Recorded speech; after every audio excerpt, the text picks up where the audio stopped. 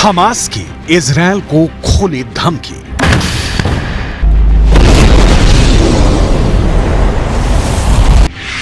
एक भी बंधक जिंदा वापस नहीं जाएगा।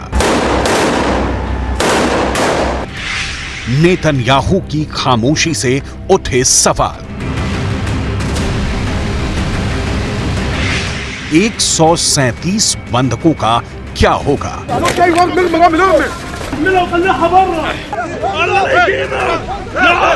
क्या इजरायल उन्हें हमास के हाथों मरने के लिए छोड़ देगा या हमास की मांगें मान लेगा? हमास के प्रवक्ता अबू उबैदा ने इंटरव्यू में कहा, ना तो फांसीवादी दुश्मन और उसका अहंकारी नेतृत्व, ना ही उसके समर्थक बिना किसी आदान प्रदान या बातचीत व मांगों को पूरा किए बगैर अपने कैदियों को जिंदा ले जा सकते हैं, ना ही वो जाने देगा। हमारे पास हर मोहल्ले, सड़क और गली में इस बर्बर कब्जे वालों से लड़ने के अलावा कोई विकल्प नहीं है।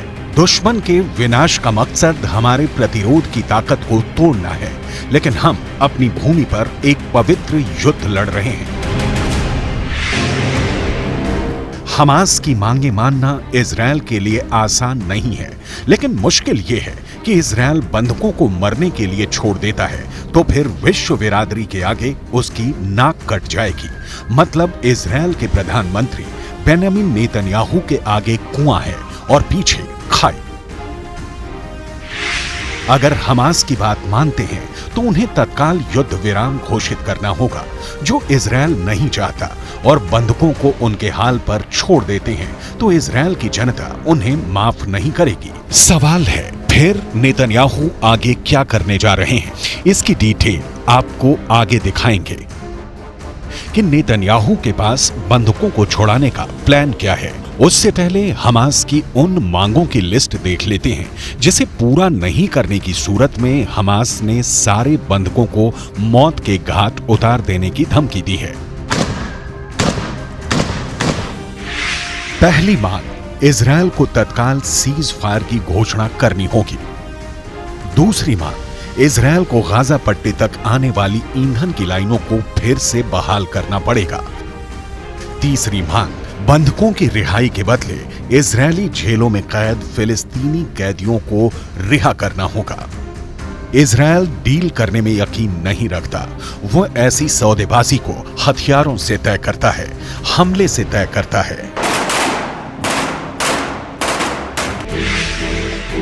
इजरायल की सेना का कहना है कि उसने 24 घंटे में 250 टारगेट को निशाना बनाया।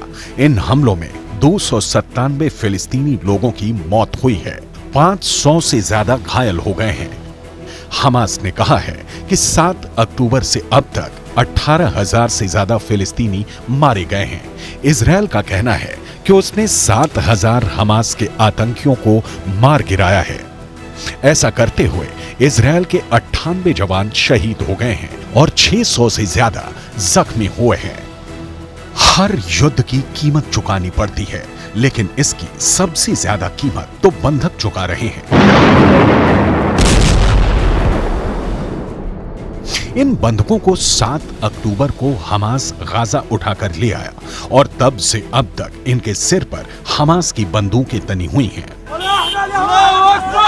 हमास ने बहुत सोची समझी रणनीति के तहत इजरायल से लोगों को अगवा किया था।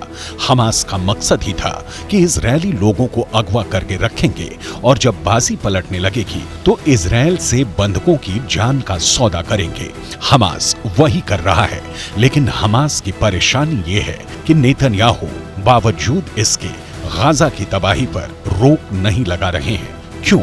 इसे जानने के लिए आपको सिर्फ 2 मिनटों का इंतजार करना होगा, क्योंकि उससे पहले बंधकों की पूरी डिटेल समझनी जरूरी है। इजरायल और हमास के बीच संघर्ष विराम हुआ था, जो 1 सप्ताह के बाद 1 दिसंबर को टूट गया। इसमें 105 बंधकों को हमास ने रिहा किया था, जिसमें से 80 इजरायली थे। इनके बदले इजरायल ने 240 फिलिस्तीनी कैदियों को रिहा किया था। इजरायल का कहना है कि अब भी 137 बंधक हमास के कब्जे में हैं। हमास 137 बंधकों के बदले इजरायल को झुकाना चाहता है, लेकिन नेतन्याहू के रुख को देखकर नहीं लगता कि वो इस वक्त किसी भी तरह के समझौते के मूड में है। यूएन में अमेरिका ने जब युद्ध विराम के प्रस्ताव पर वीटो किया तो इसका मतलब यही निकलता है कि इजरायल हमास का पूरा सफाया करके ही दम लेना चाहता है। लेकिन इस बीच वो बंधक है जिनके परिजनों का रो रो कर बुरा हाल है। इस बीच कतर है जिसका कहना है कि फिर से सीज फायर कराने की कोशिशें जारी हैं। लेकिन दूसरी ओर कतर ही कह रहा है कि इजरायल की बमबारी सक्सेसफुल रिजल्ट देने में बड़ी अड़चन है। मतलब कतर भी चाहता है कि जैसे पहली बार सीज फायर के दौरान बंधकों के बदले फिलिस्तीनी कैदियों को इजरायल ने रिहा किया, उसी तरह एक बार फिर किया जाए। लेकिन नेतन्याहू सख्ती दिखा रहे हैं क्योंकि गाजा के पूरी तरह तबाह होने में अब महीनों या साल नहीं लगने वाले। इजरायल चाहता है कि जब उसका गोला बारूद चलना बंद हो उससे पहले हमास का सूपड़ा साफ हो जाए, लेकिन समस्याएं कई हैं।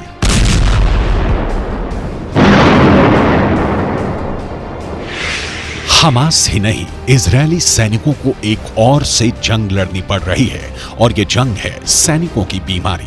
इसके अलावा यमन के हूती हैं जिनका हमला रुक ही नहीं रहा।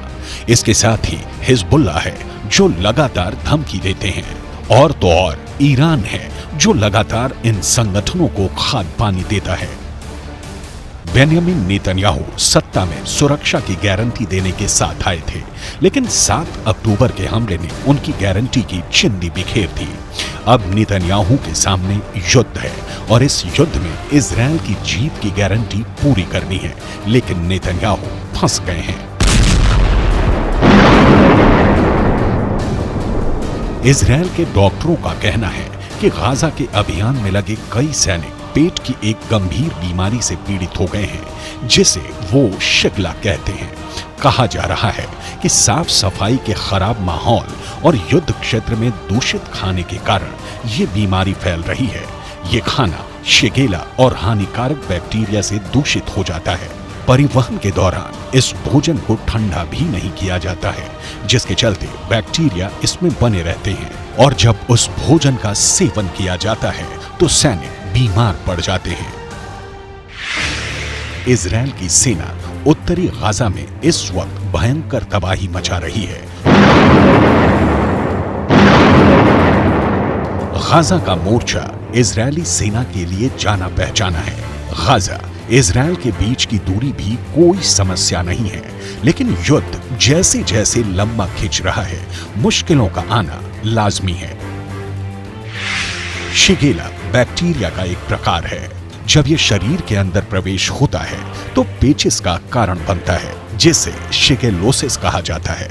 इसके लक्षणों में बुखार, खून या लंबे समय तक रहने वाला दस्त, पेट में गंभीर ऐंठन या डिहाइड्रेशन शामिल है। अगर इस बीमारी का समय से इलाज ना हो तो मरीज की जान भी जा सकती है। 7 अक्टूबर को इजरायल ने 1400 लोगों को खोया और उसके बाद 98 सैनिक उसके मारे गए हैं। इजरायल अपने जवानों को उच्च स्तर की ट्रेनिंग देता है। गाजा में बीमारी के फैलने के बाद नेतन्याहू सरकार एक्शन में है। सैनिकों को स्वस्थ रखने के साथ ही गाजा को इजरायली डिफेंस फोर्स खाक बना रही है, और सिर्फ गाजा ही नहीं, इजरायल यमन पर हमले की भी तैयारी कर रहा है।